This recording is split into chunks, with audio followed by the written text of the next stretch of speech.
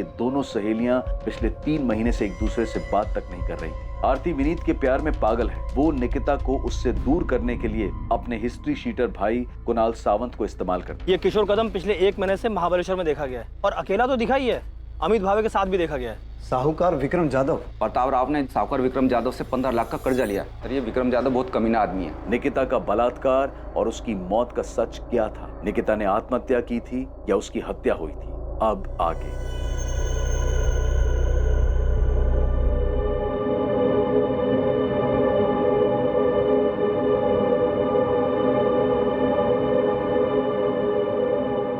इंसानी दिमाग के बारे में सिर्फ एक चीज निश्चित है और वो है उसकी अनिश्चितता। इच्छा और स्वार्थ इंसान की सोच को किस हद तक गिरा सकती है, इसकी कल्पना कर पाना भी असंभव है। वो क्या चीज है जो इंसान के दिमाग को गलत काम, जुर्म करने के लिए उकसाती है, ये कह पाना मुश्किल है।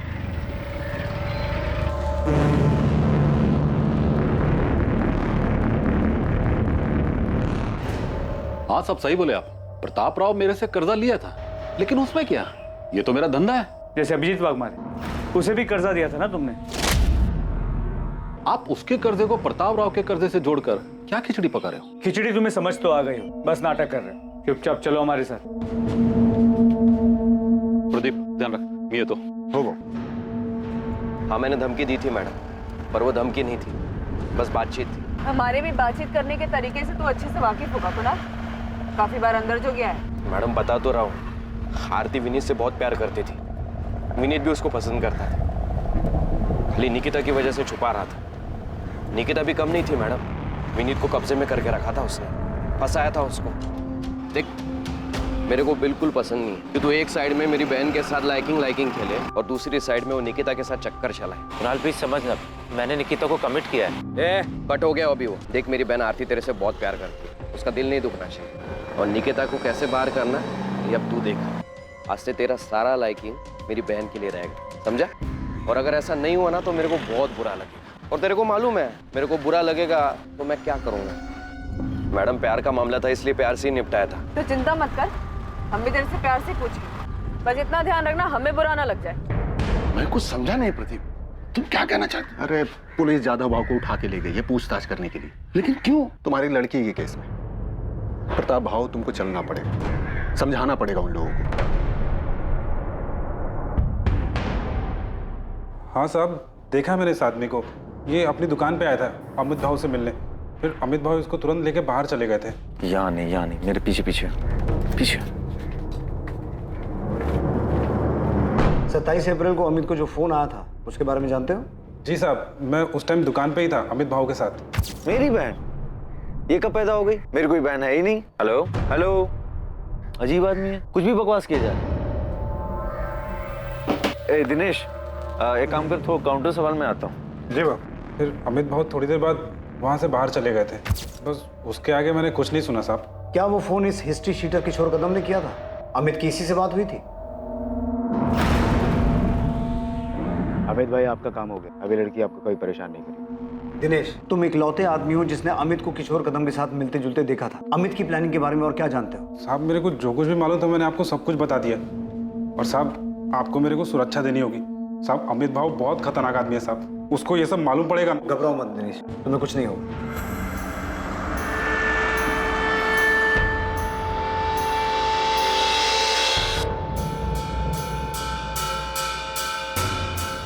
मोहिते, माने, मैंने महाबलेश्वर पुलिस को फोन कर दिया है, अभी निकलो, अमित भावे को उठा के लाओ। जी सर। अमित भावे, निकिता आप्टे का कजन, उसे पुलिस ने हिरासत में ले लिया था। उन्हें शक था कि इस भयानक वारदात में उसका हाथ, क्योंकि हिस्ट्री शीटर किशोर कदम, जिस पर पुलिस को शक था, इस जुर्म को अंजाम देने के लिए इन्वेस्टिगेशन में अमित के साथ उसके संबंध सामने आए। दूसरी तरफ आरती तांबे का भाई कुणाल सावंत भी निकिता के केस में संदिग्ध था, और साथ ही साथ पुलिस को साहूकार विक्रम जाधव पर भी गहरा शक था। आरती, ये तुम्हारे कजन कुणाल सावंत की फोन लोकेशन, जिसमें साफ दिखाई दे रहा है कि 27 अप्रैल को ये उसी एरिया में था जहाँ से हमें निकिता की लाश मिली। हाँ, तो मुझे इसके बारे में कुछ नहीं पता। मैडम, मैं आपको पहले ही बता चुका हूँ, हो सकता है मैं वहां से निकला हूँ, लेकिन अब सातारा इतना बड़ा भी शहर नहीं है कि किसी एक जगह से निकलना बड़ी बात है। अब मैं वो दिन वो टाइम उधर से क्रॉस किया और उधर ही निकिता के साथ कुछ हुआ तो आप मेरे को फंसाओगे? मतलब क्यों आरती, इसने तुझे पहले सिखा दिया था ना कि पकड़े गए तो पुलिस के सामने यही बोलना है। मैडम, अगर इसने इतनी स्मार्ट प्लानिंग की है जो आप बता रहे, तो आप ये भी बताइए कि सेम टाइम पे ये इतना बेवकूफ कैसे हो सकता है कि क्राइम की जगह पे ये अपना फोन लेके जाएगा। देखिए मैडम, आपको पता चला कि मैंने विनीत को धमकी दी थी, लेकिन ये बात तो मैं आपको पहले भी कह चुका हूँ कि हाँ मैंने किया, और उसके बाद भी मुझे कुछ ऐसा करना होता तो मैं ऐसा थोड़ी ना करता जिससे आपको कोई सबूत मिले और आप मुझे सीधा पकड़ ले। नहीं कुणाल, तू हर चीज में फेल हुआ है। तूने निकिता के मर्डर को सुसाइड दिखाने की कोशिश की है, जिसमें तू कामयाब नहीं हुआ है, तो उसमें भी फेल ही हुआ है। ये क्या बात कर रही है मैडम आप? निकिता मेरे को जानती थी, वो मेरे साथ किधर भी आती क्या, और वो भी तब जबकि उसको ये पता था कि मैंने विनीत को धमकाया था। ये सच बोल रहा है। धमकी वाली बात को लेके निकिता ने मुझसे झगड़ा भी किया था। आरती, जब तेरे डोरे डालने से कुछ नहीं हो पाया तो तूने अपने लुच्चे लफंगे भाई को भेज दिया विनीत को धमकाने के लिए। तू मुझसे सवाल कर रही है? खुद को देखा है तूने? जब तू विनीत को रोक नहीं पाई मेरे पास आने से, उसको ब्लैकमेल करने लगी कि वो मुझसे दूर रहे। देख आरती, मुझे उसे ब्लैकमेल करने की कोई जरूरत नहीं है, क्योंकि वो तुझे पसंद ही नहीं करता है। अच्छा, तुझे पता है मुझे प्राइवेट मैसेजेस करता है? आरती, विनीत मेरा बॉयफ्रेंड है, वो तेरे इस जाल में कभी नहीं फंसेगा। तो बेहतर यही होगा तो अपने ये डोरे किसी और पे डाल, शायद कोई फंस जाए। अगर वो तुझसे इतना ही प्यार करता है तो इतना डर क्यों रही है कि वो तुझे छोड़ के मेरे पास आएगा? विनीत मेरा है और सिर्फ मुझसे प्यार करता है। ये सारी बकवास ना तो अपने दिमाग से निकाल दे कि तेरे इस छिछोरे भाई को विनीत को धमकाने के लिए भेजेगी और वो तेरा हो जाएगा, क्योंकि ये सब करके भी तू देख चुके और बुरी तरीके से हार गई है। तो एक लूजर है और लूजर ही रहेगी, समझी? दूर रहे विनीत से। मैंने कुणाल से सिर्फ हेल्प मांगी थी, और उस हेल्प का मतलब किसी को नुकसान पहुंचाना नहीं था। मेरा और निकिता का खुला झगड़ा था, सबके सामने था, हम छुप के नहीं लड़ रहे थे, और इसके लिए मैं निकिता के साथ ऐसा कुछ करूंगी? मैडम, मेरी हिस्ट्री है, मैं जुआ खेलता हूँ, पॉकेट मारता हूँ, लेकिन रेप जैसी गंदी हरकत मैंने कभी नहीं की, और ना ही मैंने किसी का मर्डर किया। मैं जानता हूँ मैडम आप मेरे पे भरोसा नहीं करोगे, पर क्या निकिता मेरे पे भरोसा करती? वो मेरे साथ ऐसे ही आ जाती क्या? और मैं उसके साथ ऐसा सब कुछ करता तो वो चीखती चिल्लाती भी नहीं। कुणाल, निकिता का फोन कहाँ है? अरे मैडम,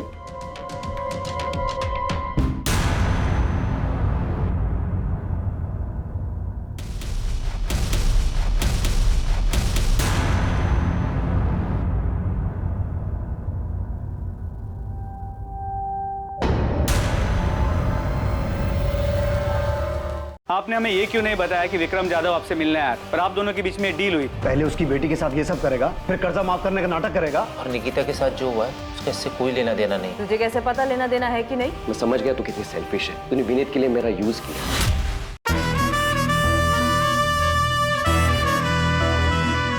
हमारे पास सबूत है कि 27 अप्रैल को जब निकिता का रेप और मर्डर हुआ था तो क्राइम सीन के आसपास ही था। मैडम, उस दिन मैं किसी काम से वहां गया होऊंगा, पर मैं निकिता को नहीं मिला। मैंने उसके साथ कुछ भी नहीं किया मैडम, मैं सच बोल रहा हूँ। ये एक लव ट्रायंगल था जहाँ पे हम एक दूसरे के खिलाफ थे, दुश्मन थे हम एक दूसरे के, झगड़ा करते थे हम एक दूसरे के साथ, लेकिन फिर भी मैं कुणाल को निकिता के पीछे नहीं भेजूंगी। इतनी सी बात आपको समझ नहीं आती? नहीं आ रही सब, क्योंकि ये झूठ है आरती। सच ये है कि तूने इस गुंडे को भेजा था विनीत को धमकाने के लिए कि ये निकिता से दूर है, लेकिन ऐसा हुआ नहीं। सच ये है कि निकिता अब जिंदा नहीं है, ये बताने के लिए कि ये गुंडा कई बार गया तो उसे धमकाने के लिए। सच ये है कि निकिता जिंदा नहीं है, बताने के लिए कि उसका रेप और मर्डर इसी कुणाल ने किया है। और इन सब के बावजूद तेरी सारी दलीलें झूठी साबित होती है, क्योंकि जब ये सब हुआ था तू क्राइम सीन के पास था। तुम दोनों से ना बहुत प्यार से बात कर ली है मैंने, तुम दोनों को प्यार की भाषा पच नहीं रही है। मोहिते, डाल इसको जेल में और तब तक कूद जब तक सच बाहर नहीं आ जाता। अरे मैडम, मेरी बात तो सुनिए।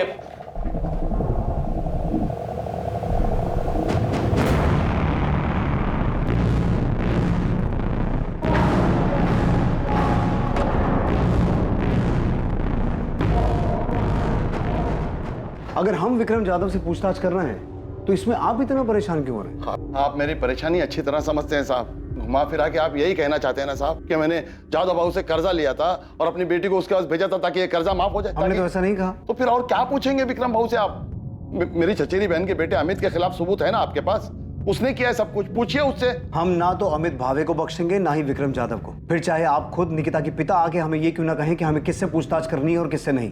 आप ये कहना चाहते हैं कि एक बाप ने खुद अपनी बेटी को उस आदमी के पास भेजा था जिससे उसने कर्जा लिया था? प्रताप राव जी, हम किसी ऐसे नतीजे पर नहीं पहुंचे हैं, लेकिन आप जिस तरीके से जोर देकर इस बात पे अड़े हुए हैं कि हमें विक्रम जाधव से पूछताछ नहीं करनी चाहिए, उससे कुछ चीजों पर शक हो रहा है। आपके लिए बेहतर होगा हमें हमारा काम करने दीजिए।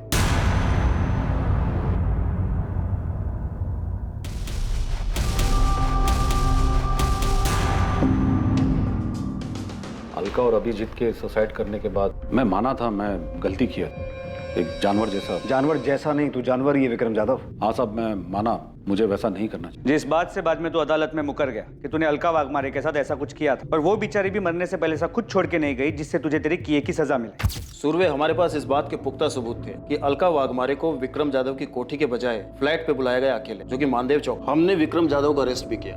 और उसने यही कहा कि उसने कभी पैसों को लेकर अलका या उसके पति पे दबाव नहीं डाला। मूल तो छोड़ो, 2 साल से ब्याज भी नहीं दे पा रहे थे, जिसका इसने फायदा उठाया, और जब ये नहीं टूटा तो हमने इसके राइट हैंड प्रदीप को तोड़ा।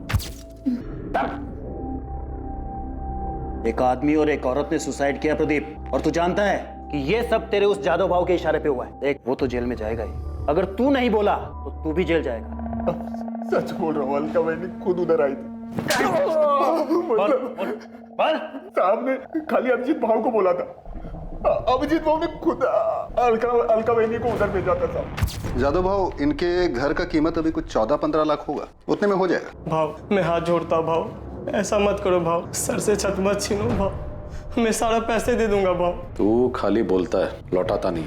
शुरू में खाली 4 महीना तू ब्याज भरा है, उसके बाद हर बार तू आता है खाली जबान देकर चला जाता है। अभी क्या करेगा तेरा खाली जबान का मैं? जैसे जैसे होगा पैसे दे दूंगा भाव। ठीक है, अभी अगर तू ये जबान और दुहाई देने की बात छोड़कर कुछ और देने की बात करे तो मैं तेरा थोड़ा बहुत ब्याज, थोड़ा बहुत क्यों, बहुत सारा पैसा भी माफ कर सकता हूं। जादव भाव ने खाली प्रपोजल दिया था, कोई जबरदस्ती नहीं की। प्रपोजल नहीं कहते हैं इसे कहते हैं मजबूरी का फायदा उठाना, समझा? जिस दिन तेरे सेठ ने अलका के साथ ये सब कुछ किया था ना, उसी दिन अलका और उसके पति अभिजीत ने सुसाइड कर लिया था।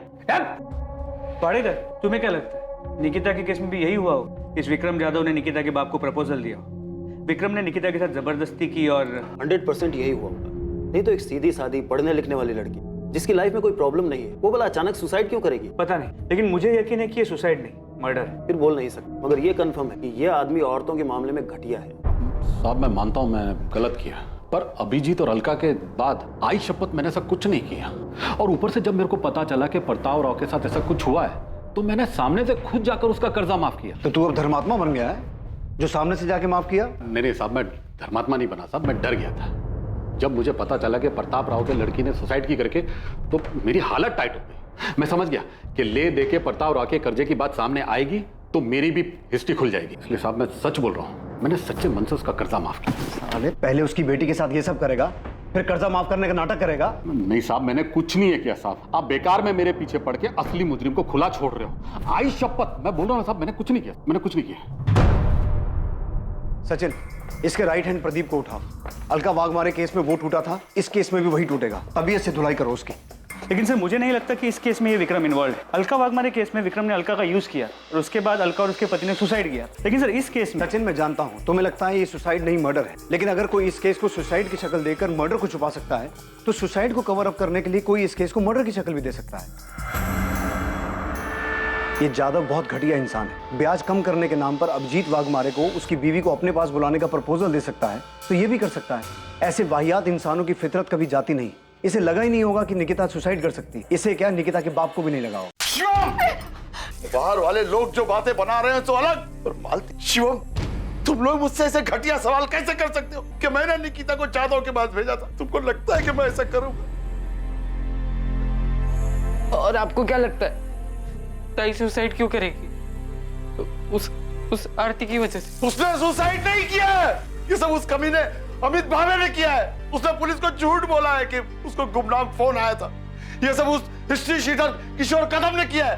पुलिस उस किशोर कदम को पकड़ नहीं पा रही है, इसलिए अपने आप को बचाने के लिए विक्रम की बलि चढ़ाना चाहती है।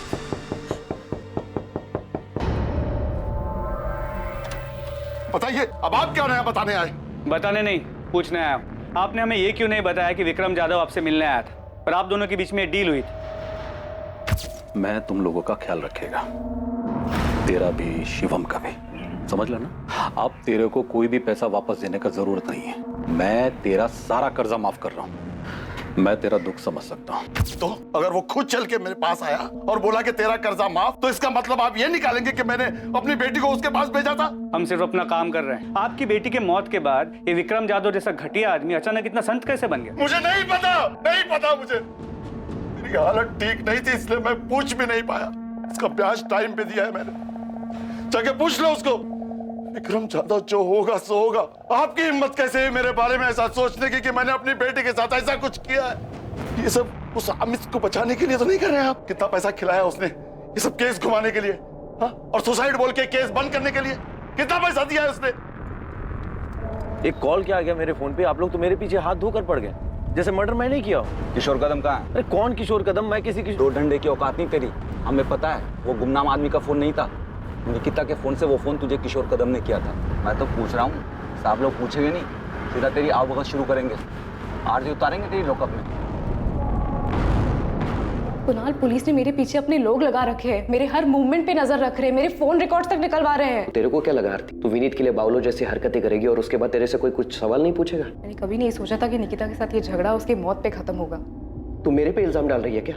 देख, पुलिस को मेरे ऊपर पहले से शक है, तो क्यों ये सब बोलकर उनका शक गहरा कर रही है? और तो तू वहाँ पे करने क्या गया था जहाँ पे निकिता की बॉडी मिली थी? कहीं तूने तो नहीं? वाह वाह आरती, सही कर रही है, पर याद रख, अगर तू ये सब मेरे पर थोपेगी ना तो तू भी मेरे साथ कटघरे में है। मैं समझ गया तू कितनी सेल्फिश है। तूने विनीत के लिए मेरा यूज किया, और अब जब निकिता मर गई तो खुद को बचाने के लिए मुझे बलि का बकरा बना रही। एक बात याद रख, अगर तू मुझे फंसाएगी ना तो तू भी नहीं बचेगी।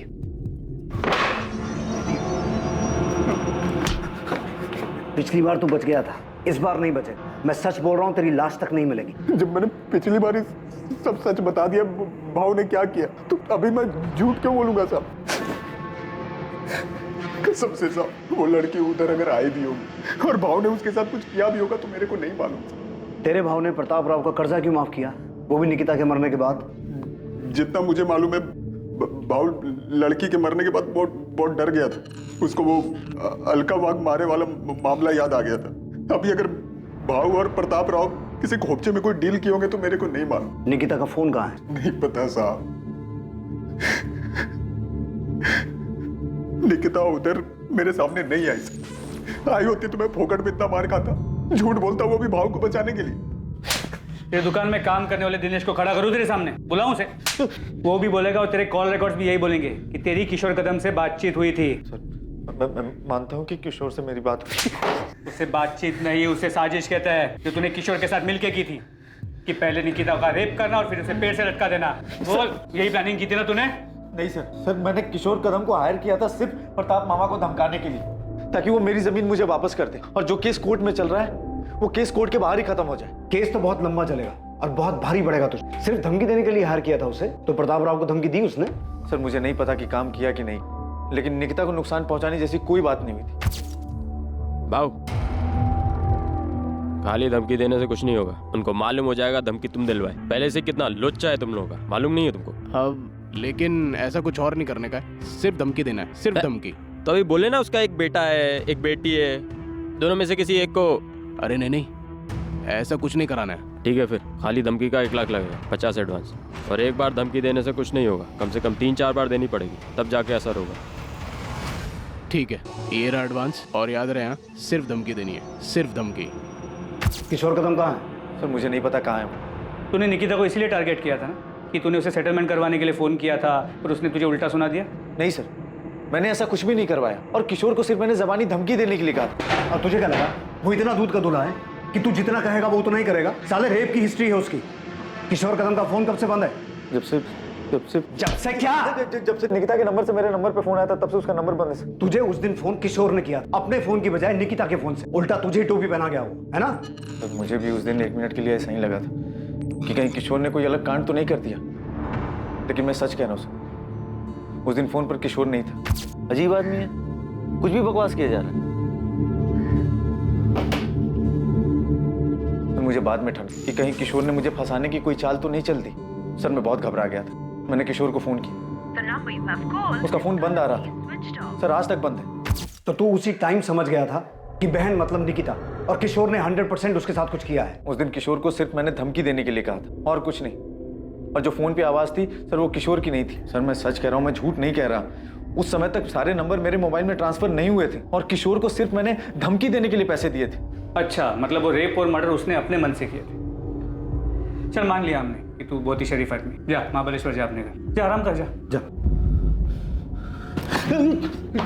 जब तक किशोर कदम मिल ना जाए ना, इसकी खूब सेवा करो, दिल से सेवा करो। निकिता के साथ जो कुछ भी हुआ है, यही साला उसकी जड़ है।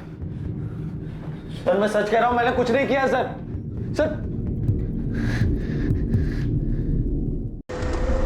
क्या वाकई किशोर कदम ने अमित की बात अनसुनी करते हुए इस जुर्म को अंजाम दिया था? अमित भावे की बात का तथ्य तब तक साबित नहीं हो सकता था जब तक किशोर कदम पुलिस के हाथ नहीं लगता और उससे पूछताछ नहीं हो जाती। किशोर तक पहुंचने के लिए पुलिस ने महाराष्ट्र के हर शहर में उसकी तलाश शुरू कर दी थी। उसकी खबर देने वाले को इनाम देने की घोषणा तक की गई थी। किशोर को गिरफ्त में लेने के लिए शहर और शहर के बाहर के सभी पुलिस नेटवर्क उसकी तलाश में लगा दिए गए थे। मुझे किशोर कदम नाम के आदमी ने कभी कोई धमकी नहीं दी, पर इस बात में कोई शक नहीं है कि जो कुछ मेरी बेटी के साथ हुआ है उसमें अमित का हाथ। सीधे सीधे इस सवाल का जवाब दीजिए। जब हमने आपसे पहले पूछा था कि आपका किसी के साथ कोई झगड़ा है, कोई दुश्मनी है, तब आपने हमें क्यों नहीं बताया? क्योंकि मुझे पता नहीं था साहब। मैं सोच भी नहीं सकता था कि जो आदमी मेरा रिश्तेदार है वो जमीन की लालच में इस हद तक गिर सकता है। मुझे ये भी कहाँ पता था कि निकिता का कोई बॉयफ्रेंड था, और ना ये पता था कि रोज की तरह वो उस दिन भी कॉलेज तो जा रही थी पर कभी लौट कर नहीं आई थी, और मिलेगी भी तो इस हाल में। किशोर कदम अब पुलिस के लिए सबसे अहम संदिग्ध था, पर क्या वो सच में गुनहगार था? अमित ने जो उसे काम सौंपा था उसने उससे बढ़कर ये घिनौनी हरकत की थी।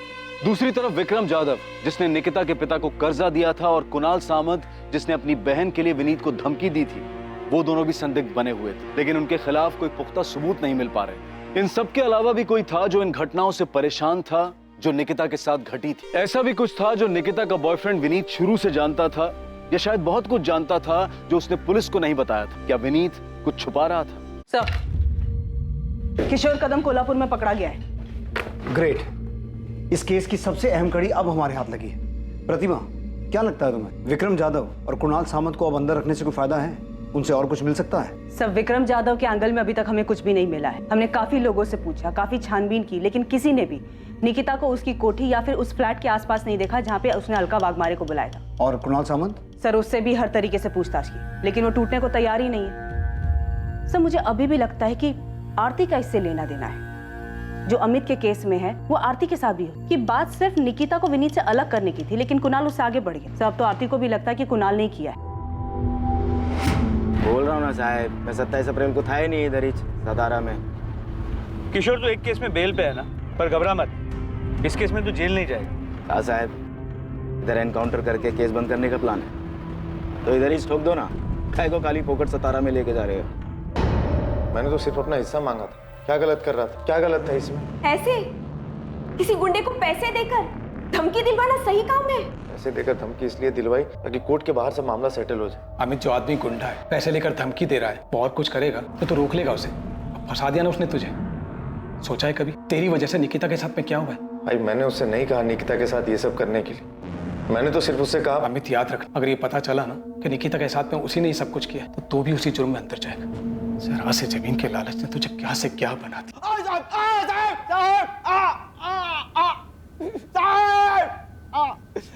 3 दिनों तक लगातार पूछताछ और मार खाने के बावजूद किशोर कदम ये कबूल करने को तैयार नहीं था कि उसने ये जुर्म किया। वो सिर्फ इस जुर्म से ही नहीं बल्कि इस बात से भी इनकार कर रहा था कि अमित भावे से पैसे लेने के बावजूद उसने कभी निकिता को निशाना बनाया या उसके परिवार के किसी इंसान को धमकी भी दी। सोच ले किशोर, यही सड़ता रहेगा, बाहर की हवा कभी नसीब नहीं होगी। ना तुझे ना अमित भावे को। थक जाओगे साहब, मैं फिर भी यही बोलूँगा। हम नहीं थकेंगे, हमारी चिंता मत कर। अब अगर अपनी सलामती चाहता है तो ये बता कि रस्सी कहाँ से खरीदी? हाथ से गला घोंट के मारा या रस्सी गले में डाल के?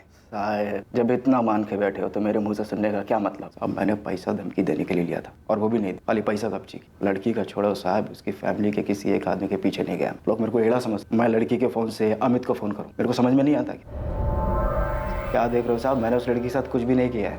किसने नहीं किया? विक्रम जाधव ने नहीं किया, कुणाल सामंत ने नहीं किया, तो फिर किया किसने?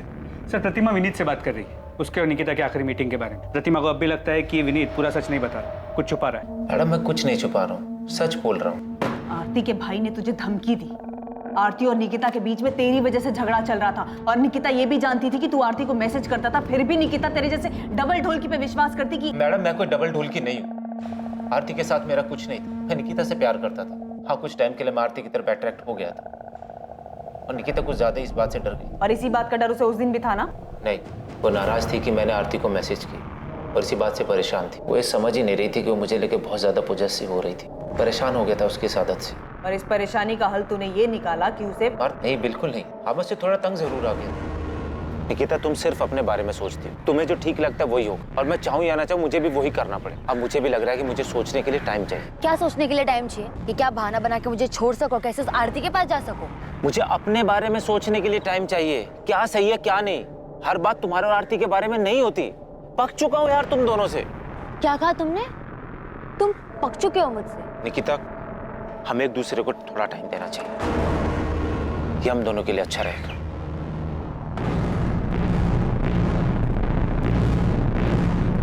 बाय। बाय।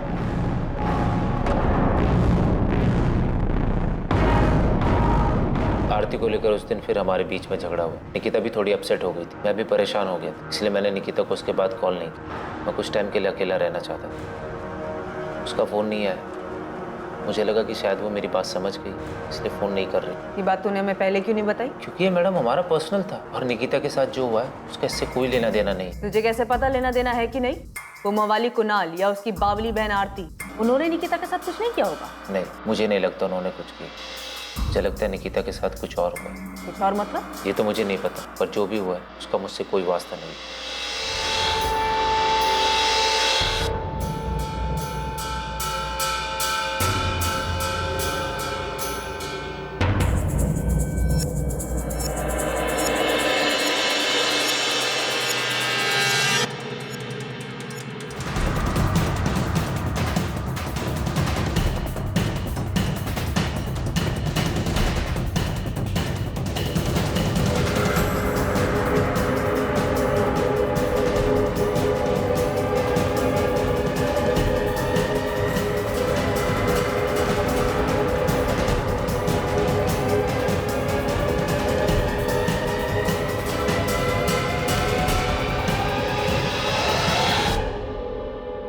सर, मुझे लगता है कि हम इस बात पे अटक गए हैं कि निकिता का मर्डर हुआ, जो कि इन सस्पेक्ट में से किसी ने अपना मकसद पूरा करने के लिए किया है। प्रतिमा, फिर से ये मत कहना कि तुम्हें अब भी लगता है कि ये सुसाइड का केस। प्रतिमा, अगर सुसाइड किया हो तो उसके पीछे कोई रीजन तो होना चाहिए। विक्रम जाधव की थ्योरी में कोई भी सुराग सामने नहीं आया कि उसने निकिता के साथ रेप किया, इसी वजह से उसने सुसाइड किया। तो फिर क्या हो सकता है? पता नहीं सर, पर मुझे अभी भी लगता है कि कुछ तो था जिसकी वजह से निकिता दुखी थी। ये हमने सीसीटीवी फुटेज में भी देखा है। प्रतिमा, हमें ये भी पता है कि उसके मरने से पहले उसके साथ रेप हुआ था। यस सर, याद है मुझे। सर, ये सुसाइड नहीं, मर्डर है। अगर हम ये मान भी लेते हैं कि विक्रम जाधव ने उसके साथ कुछ किया था, वो उसे बर्दाश्त नहीं कर पाई और उसने सुसाइड कर ली, तो तब भी उसके फ़ोन के गायब होने के पीछे क्या कारण हो सकता है? क्या उसने सुसाइड करने से पहले अपना फ़ोन खुद फेंक दिया, जो आज तक नहीं मिला? सर, इससे ये साफ हो जाता है कि ये सुसाइड नहीं, मर्डर है, और ये मैं 100% श्योर होकर कह सकता हूँ।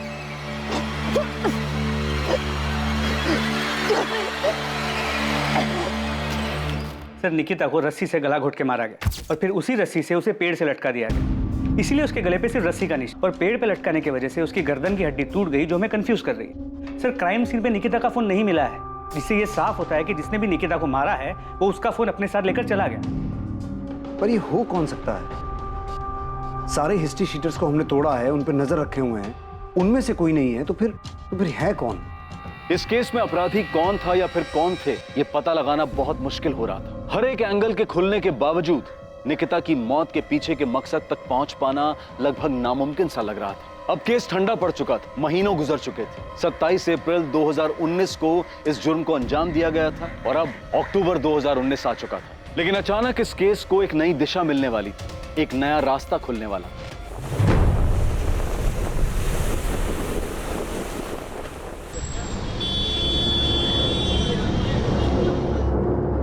हाँ, IMEI नंबर यही है। ये निकिता आप्टे का ही फोन है। कहाँ ऑन हुआ ये फोन? मुंबई में ऑन हुआ? जी सर। और निकिता के फोन में जो नंबर यूज हो रहा है वो ये 444761। इस नंबर की पूरी डिटेल्स मंगवा ली है हमने, अपने नंबर से कॉल नहीं किया, मोहिते को भेजा है PCO से कॉल करने के लिए, ताकि पता चल सके कि ये नंबर ऑन है या नहीं। सर, ये नंबर ऑन है। मैंने PCO से फ़ोन किया, ऐसे ही कोई नाम बदल कर बात। किसी आदमी ने फ़ोन उठाया था, बोला कि आपने जो नंबर लगाया रॉन्ग नंबर है। मैंने पूछा ये मुंबई का नंबर है? उसने कहा हाँ। सर, मैंने उससे और कुछ नहीं पूछा, ये सोच करके कहीं वो अलर्ट ना हो जाए। गुड, एड्रेस निकालो और उठाओ इस आदमी को। जी सर। और उसे पता ना चले कि हम उसके पीछे हैं।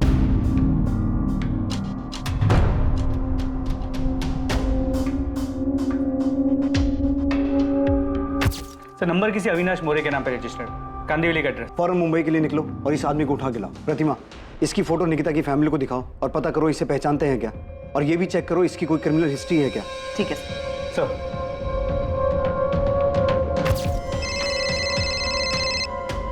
हाँ प्रतिमा, इस अविनाश मोरे का कुछ मिला? नहीं सर, निकिता की फैमिली भी इसे नहीं पहचानती, उन्होंने तो इसका नाम तक नहीं सुना। ताज्जुब की बात, इस अविनाश मौर्य ने अब तक फोन स्विच ऑफ नहीं किया, लगातार ऑन आ रहा है। सब मैंने साइबर टीम से दोबारा चेक किया, ये निकिता का ही फोन है।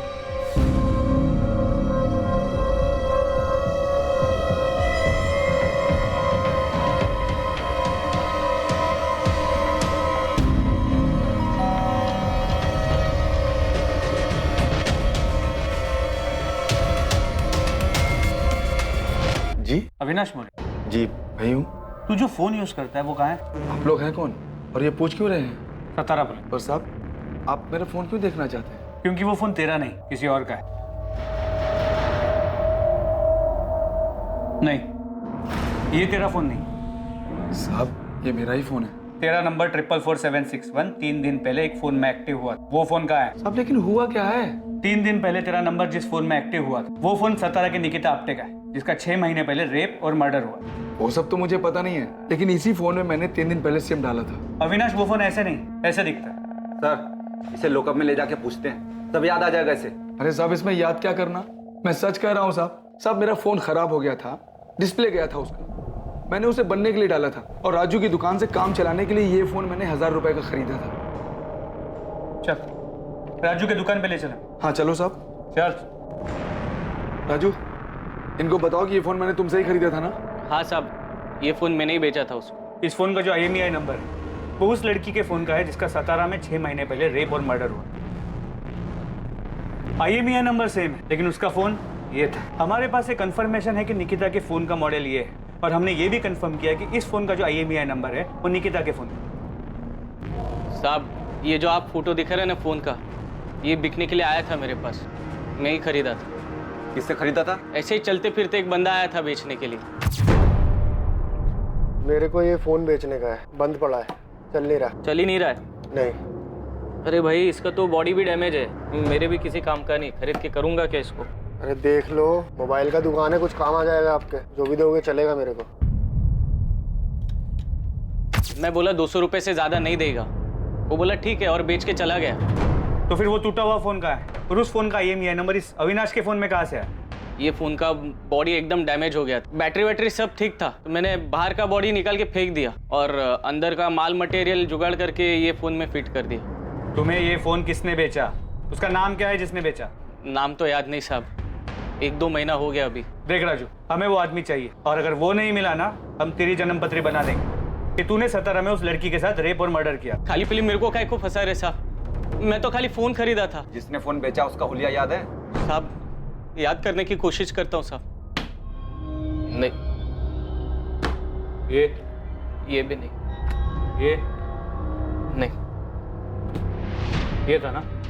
नहीं साहब ये भी नहीं। जैसा वो सब बोले ना वैसा मैं आपको उसका हुलिया बताने को तैयार हूँ। सच्ची साहब, जितना याद है सब बताऊंगा, बिल्कुल नहीं घुमाऊंगा, कसम से।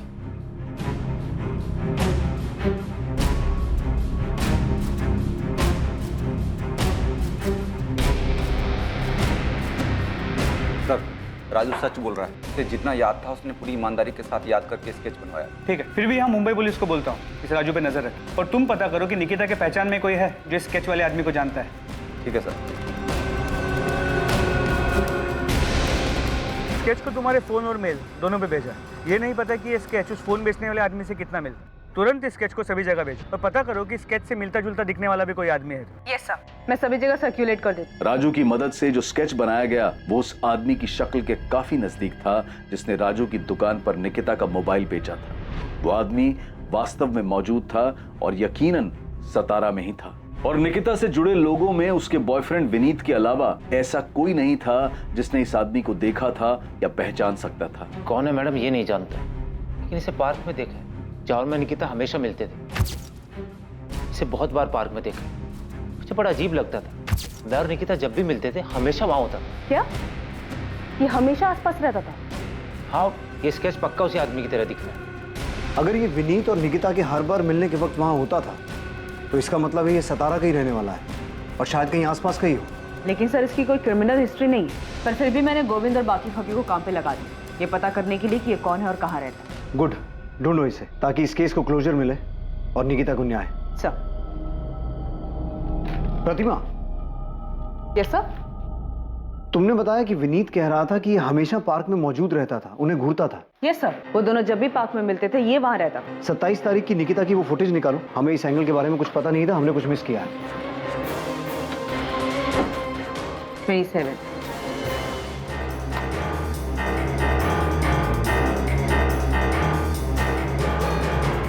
ये निकिता निकली, इसके पीछे तो नहीं दिख रहा है। एक काम करो, निकिता के दिखने से 5-10 मिनट पहले का फोटो चेक करो।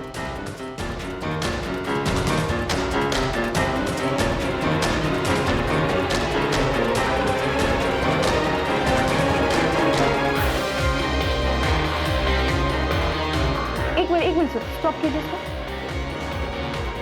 अब नॉर्मल कीजिए। यही है वो सर, यही है।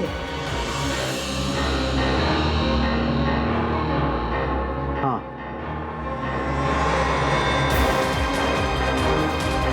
सर, ये वही आदमी है क्या इसी ने निकिता के साथ निकिता का मोबाइल इसके पास था जो उसने मुंबई में जाके बेचा। ये है कौन? साहब इस तरफ प्रशांत केलकर नाम है इसका, इलेक्ट्रिशियन है, यहीं सातारा का ही है। पुलिस ने इस आदमी का स्केच बनवाया था, उसे 27 अप्रैल की सीसीटीवी फुटेज में पहचान लिया गया और पुलिस अपने मुखबिर की मदद से उस तक पहुंच गई। जी चल आजा। क्या हुआ साहब, क्या बात हो गई? साले 6 महीने से भटका रहा है, पूछ रहा है क्या हो गया? मुझे नहीं पता क्या हुआ। चल अब चल। प्रशांत केलकर नाम है उसका, इलेक्ट्रिशियन है। विनीत ने बताया कि निकिता विनीत जब भी पार्क में मिलते थे ये हमेशा वहां होता था। ये कौन? ये किशोर कदम की तरह कोई दूसरा आदमी जिसको अमित ने पैसे देकर निकिता को? नहीं, प्रशांत हिस्ट्री शीटर नहीं, उसे पुलिस स्टेशन ला रहे हैं, फिर पूछताछ करेंगे उससे। मैडम इस आदमी का मेरी बहन से क्या लेना देना? पता नहीं शिवम, अभी कुछ नहीं बता। ऐसे ही बोलेगा या इलेक्ट्रिक शॉक खाएगा? बिना झटका खाए बोल दे, बेहतर है। निकिता का फोन तेरे पास था, उस मोबाइल शॉप वाले राजू ने तुझे पहचाना।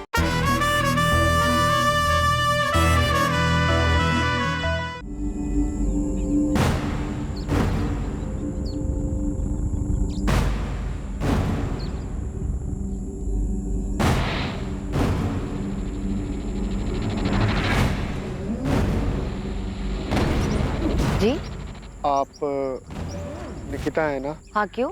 आपसे कुछ जरूरी बात करनी है। क्या बात करनी है? आप हो कौन? वो मैं आपके पापा को जानता हूँ। पहले बताओ तो सही, आप हो कौन? क्या बात करनी है आपको? ये क्या कर रहे हैं?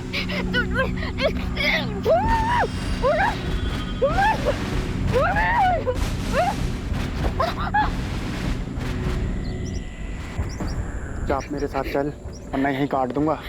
प्लीज मुझे जाने दो। मेरे बैग में कुछ पैसे, मेरी घड़ी, मेरा फोन सब ले लो। प्लीज मुझे ऐसे जाने दो। मुझे ये सब कुछ नहीं चाहिए, मुझे सिर्फ तू चाहिए, सिर्फ तू। कब से तेरे पीछे हूँ, आज जाकर मिली है तू।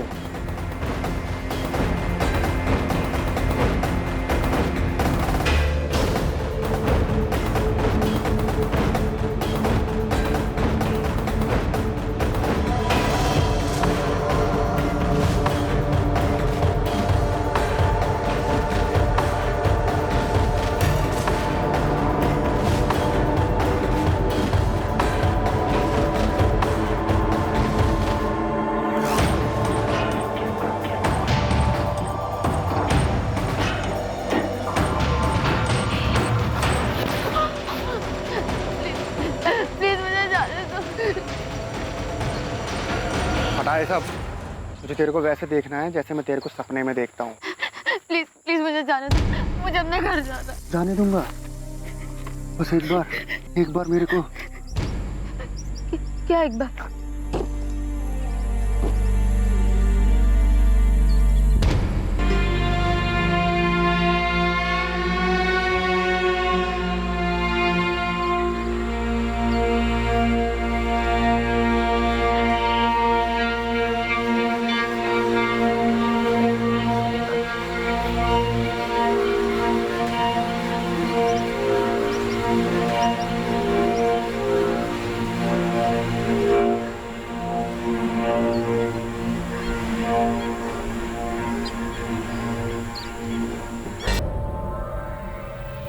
तूने उसे देखा, वो तुझे पसंद आ गई इतना कि वो तेरी सनक बन गई। निकिता का फोन तेरे पास 6 महीने से था, तूने उसे ऑन क्यों नहीं किया? पर 6 महीने बाद मुंबई जाके क्यों बेचा? मैं अखबार में पढ़ रहा था। जोर से बोल, जोर से बोल, सुनाई देना चाहिए। मैं मामला ठंडा होने का इंतजार कर रहा था। 27 अप्रैल का दिन तूने इसलिए चुना क्योंकि निकिता उस रास्ते से जाने वाली। हाँ, मैंने पहले भी कई बार कोशिश की थी पर सड़क पर कोई ना कोई आ जाता था। तो तूने देखा कि 27 तारीख को उस रास्ते पे आसपास कोई नहीं था, सुनसान था, तो तूने ऐसा किया? हाँ। तूने निकिता के भाई अमित को फोन क्यों किया? तू जानता है उसे? नहीं। तो उसे फोन क्यों किया? मुझे बुरा लगा कि उसके परिवार वाले परेशान हो रहे होंगे कि कहाँ गई, तो इसलिए मैंने उसका फ़ोन उठाया और देखा किसको फ़ोन कर सकता हूँ, तो मैंने उसका नंबर डायल कर दिया। फ़ोन में नाम अमित दादा करके लिखा हुआ था, मुझे लगा दादा लिखा है तो भाई ही होगा, मिला दिया। हेलो, तुम्हारी बहन की डेड बॉडी पड़ी है, आके ले जाओ। कौन बोल रहा है? दिमाग तो सही है तेरा? एक बार में सुनाई नहीं देता है क्या? तुम्हारी बहन की बॉडी पड़ी है, आके ले जाओ। प्रशांत केलकर से बार बार पूछताछ की गई, ये जानने के लिए कि क्या वाकई ये जुर्म उसने अपनी विकृत मानसिकता और यौन आकर्षण के कारण किया था या इसमें कोई और भी शामिल था। पर आखिर तक यही सामने आया कि वो वाकई एक विकृत मानसिकता का आदमी था जो निकिता पर मोहित था, जिसने सिर्फ अपनी हवस पूरी करने के लिए निकिता के साथ बलात्कार किया और फिर उसे मार दिया। अपराधी, अपराध का मकसद और जिस तरह से इस जुर्म को अंजाम दिया गया था, उसने पुलिस तक को हैरान कर दिया था। इस केस में निकिता के परिवार में जो भी मनमुटाव था वो सामने आ गया था। इस केस के जरिए संपत्ति को लेकर चल रहे विवाद के कारण कोई अपना ही निकिता के पिता को धमकी देने, डराने जैसे गलत इरादे रखता था, वो भी सामने आ गया। साथ ही एक लड़के को लेकर लव ट्रायंगल, प्यार के नाम पर दीवानगी भी सामने आई, जिसमें 2 बेस्ट फ्रेंड्स के बीच एक लड़के की वजह से दोस्ती में कड़वाहट आ गई। पर निकिता के बलात्कार और हत्या का जो अपराधी था, वो निकिता और उसके जानने वालों के लिए चेहरे से, नाम से पूरी तरह से गुमनाम। प्रशांत केलकर का इससे पहले कोई क्रिमिनल रिकॉर्ड नहीं और साथ ही मनोवैज्ञानिक जांच में भी ऐसा कुछ सामने नहीं आया कि उसे कोई मानसिक बीमारी, वो पूरी तरह से सामान्य था। ये बेहद दुखद है कि 19 साल की निकिता को किसी की सनक और दिमागी गंदगी की वजह से अपनी जान गंवानी पड़ी। इस केस में जो सबसे बड़ा सवाल पैदा होता है वो ये कि ऐसी विकृत मानसिकता जो सड़क पर चलते इंसानों को, अपने आसपास के लोगों को शोषण का सामान मानती है, उस विकृत मानसिकता को पहचाना कैसे जाए? दरअसल ये मुश्किल है, आसान नहीं है, लेकिन जब भी किसी पर कोई शक हो या पता चले कि आपके आसपास ऐसा कोई व्यक्ति है तो तुरंत उसकी शिकायत करें। ऐसे लोगों से डरने की बजाय हिम्मत दिखाकर पुलिस में उनकी शिकायत करें और उन्हें उनकी सही जगह पर पहुंचाएं। खुद को और अपने आसपास के माहौल को सुरक्षित बनाएं। अब मैं अनूप सोनी आपसे विदा लेता हूं, फिर मुलाकात होगी एक और नए केस के साथ। देखते रहें क्राइम पेट्रोल सतर्क, सोमवार से शुक्रवार रात 10:30 बजे। और याद रखें, क्राइम और आपके बीच में सिर्फ इतना फर्क है कि आप कितने सतर्क रहें, सुरक्षित रहें।